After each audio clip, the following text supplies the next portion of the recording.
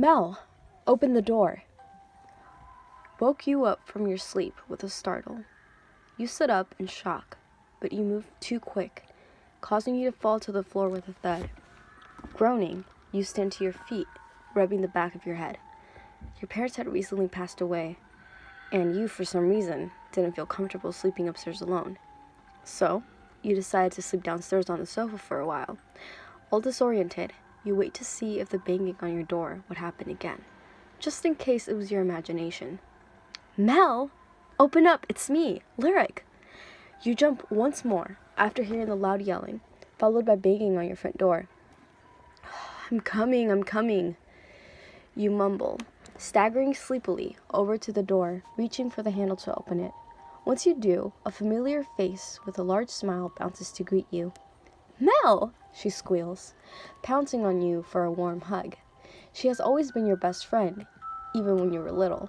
Her name was actually Larissa, but she preferred to call herself and have others call her Lyric. You never really could understand why.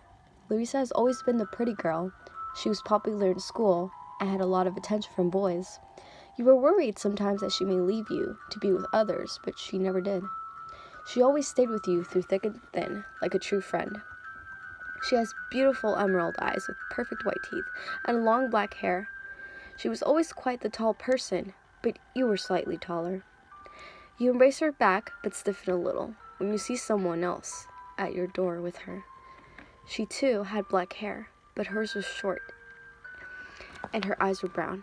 She stood watching a phone while she annoyingly chewed gum with her mouth open, blowing large bubbles until they popped, only for her to suck it back into her mouth and continue chewing. It made you cringe inside a little.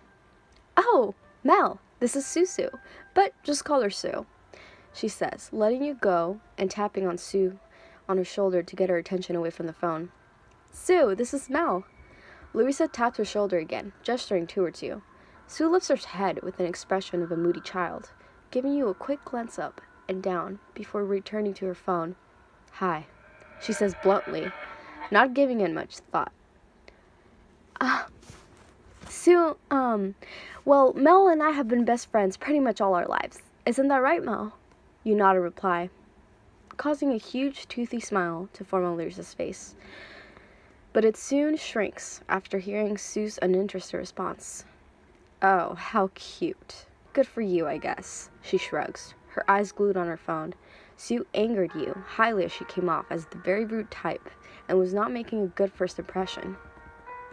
A few seconds pass when you realize where you were all standing. Oh, sorry. Please come in, you say, turning to the side and allowing the two girls to enter your house. Larissa thanked you cheerfully, but Sue didn't even peep a word. How are you holding up? You know, about your... I'm coping, I guess. Thank you for asking, Lyric. You interrupt her. It was nice of her to ask, but it was still a touchy subject, and you didn't like bringing it up too much, and hearing the whole thing being said out loud just hurts too much at the moment. What did I miss? Sue mumbles, her eyes still on her phone screen. Not only was she rude, but she was also very nosy into personal business. I'd rather not talk about it. It's still a weak topic to talk about for me, you reply, turning and making your way to the kitchen to make some drinks for them both. Weak topic, my ass. You stop and turn to face the pair with a rather annoyed and questionable expression. Sorry, what did you just say? Larissa looks at you confused, and Sue even looks up from her phone to stare at you also. Neither of us said anything, Mel, Larissa states, turning to face Sue, then looking back over to you. I could have sworn Sue said something. It sounded like you. Sue shakes her head, and so does Larissa. You sigh and continue back to the kitchen, opening the cupboard to take in some mugs. What would you both like to drink? You ask, waiting for the reply.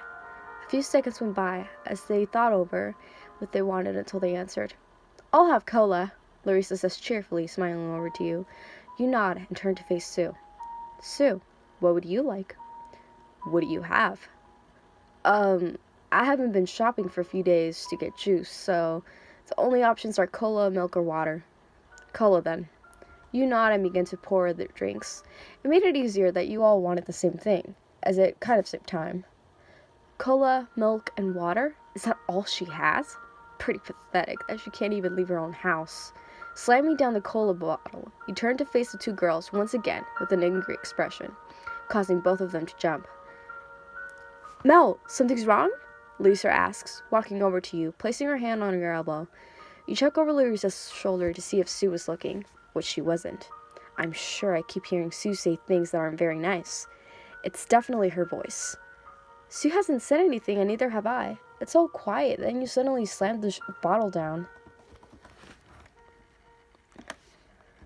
You look at your friend confused.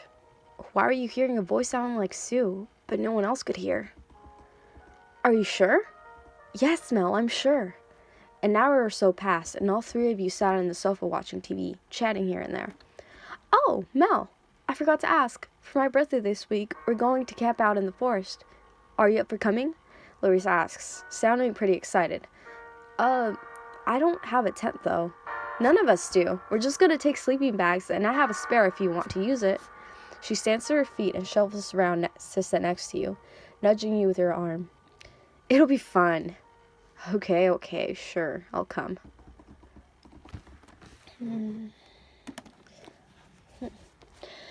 All day, I have been pacing around the house, thinking about whether I should go to the party tonight. It's in the woods. Do I really want to possibly get drunk in the woods at night? I thought to myself as I paced in my room, opening my wardrobe. What would I even wear? Is it casual? Smart casual? Full-blown piss-up night-out clothes? After an annoyingly long time, I decide to ring up Larissa and ask what I should wear tonight.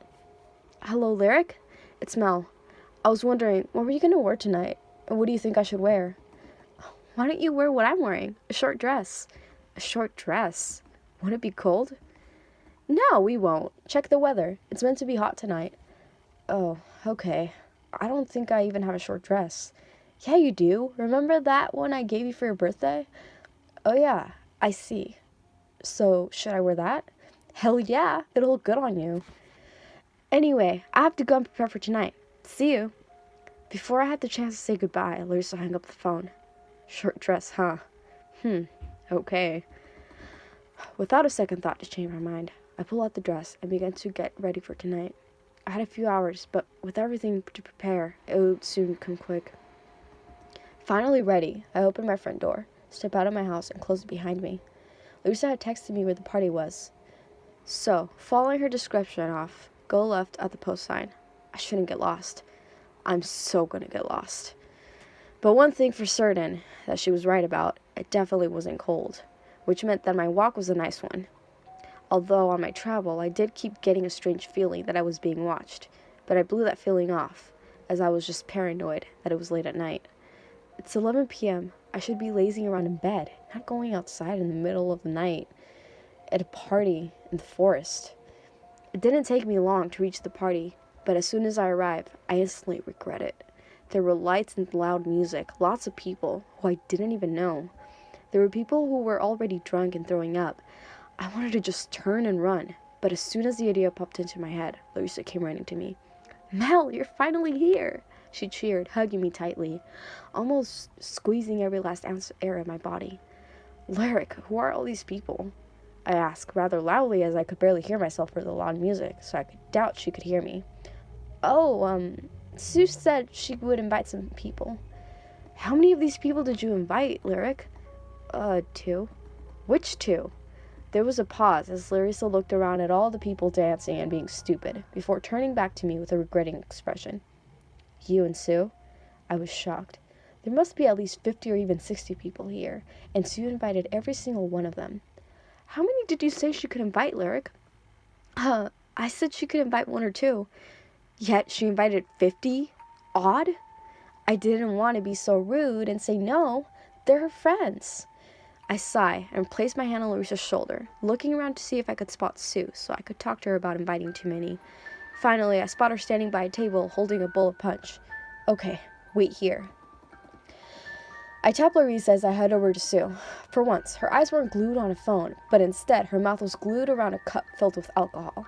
But she finally puts it down when she spots me walking towards her. Oh God, not this loser. Huh? I shake off the weird voice I keep hearing and stand by Sue's side as she glares at me through her hair bangs. Sue, why did you invite so many people when Lyric only said you could bring 1 or 2? I ask in the nicest way I can, but she glares at me as if I just killed her cat. Don't talk to me like you know me. You don't know anything. I can invite who I want. Who cares what she says? And her name is Larissa. I was stunned by her rude reply. My hunch about her being a not very nice person was seemingly true. I'm just asking as a friend, and I know what her name is, but she likes to be called Lyric, so I'm respecting that and calling her by what she wants. You don't respect her. You're only doing what she wants because you know that she likes me more than you and that if you annoy her, she'll dump you and I'll be her new best friend. Sue's words angered me. She was acting like a child and not thinking about what she was saying. What are you talking about? I think you're drunk. You might want to stop with alcohol. I reach out to take the cup, but she smacks away my hand harshly. Don't touch me, she yells, drawing the attention of everyone at the party. Some nosy kid even stopped the music so he could listen. Don't ever fucking touch me again, she spat, shoving her hands into my shoulders, causing me to stumble back. Sniggers here and there could be heard. Mel, Sue, what's going on? Cried a voice. Larissa's voice. I was asking Sue why she went against what you asked, and then she turned on me. She's lying, Larissa. I was having a nice calm drink. Then your lovely friend, Mel, came up to me and tried to pick a fight. Not only was Sue rude, but she was also a liar, and I hoped to God that Larissa wouldn't believe her. What? No, I didn't. You know I didn't. I came to ask you why you invited so many. She came up to me, right? Tried to come to me and grope my breast. When I told her no, she got angry, so I had to tell her to stop. Gasps and whispered could be heard from every angle of the forest. Everyone here was believing Sue's story over mine. And even if they didn't believe it, they would pretend as if they were Sue's friend. Larissa stares at us both in shock, not sure what to believe. I didn't try and grope you. I would never do such a thing. I tried to take your bra off? You told me you wanted to take my bra off and do things with me. What? No, I didn't. I tried to take your drink as if you were drunk. Clearly I'm not drunk. You're making excuses so you don't look back in front of everyone. I had no idea what to do. Sue was coming up with the idea after idea on how to make me look bad in front of everyone, and they were believing her. I had no idea what to say in my defense, as whatever I said, she would make it sound worse. Larissa walked up to both of us and looked us dead in the eye, trying to figure out whose story was true. Lyric, you've got to believe I would never do that. Don't listen to her, Larissa. She tried to rape me, and... God, her voice is annoying. Sue didn't get a chance to finish her sentence as a voice appeared in my head once again, but this voice didn't sound like Sue. We watch as Sue freezes, her mouth scrunched up and her back arched. Blood starts to dribble out of her mouth as she gargles and coughs, falling to the floor, landing on her stomach. Screams fill the forest as a hatchet or some type of axe produces out of Sue's back. Everyone scrambles to make a run for it, but Larissa and I were frozen on the spot. We couldn't move. I shakily turned my head to see Larissa, to find that she had blood spattered on her face. Must have been from when Sue coughed and gargled. Lyric, I stutter in fear, reaching out to hold her arm, but before I could, her figure falls to the floor as she lays unconscious. She fainted. I crouched down and tried my best to lift her body, holding underneath her arms as I lift her torso. She was heavier than she looked.